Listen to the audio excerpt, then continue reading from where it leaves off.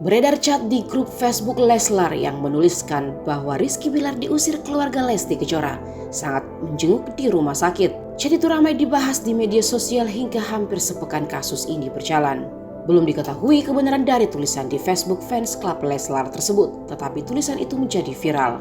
Sebelumnya juga sebuah video yang beredar di media sosial mengatakan jika Rizky Bilar sempat menengok Lesti Kejora di rumah sakit sehari setelah laporan KDRT masuk ke polisi. Namun disebutkan saat itu Rizky Bilar diusir dari rumah sakit oleh orang tua Lesti.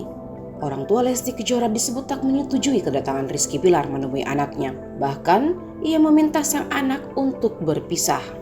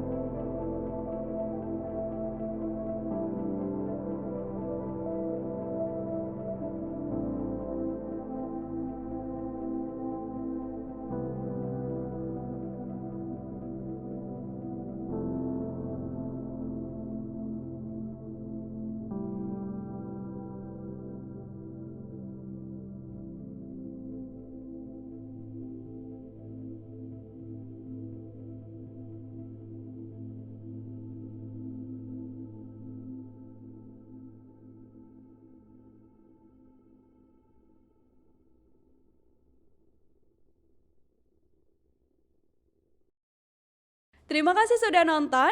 Jangan lupa like, subscribe, dan share ya.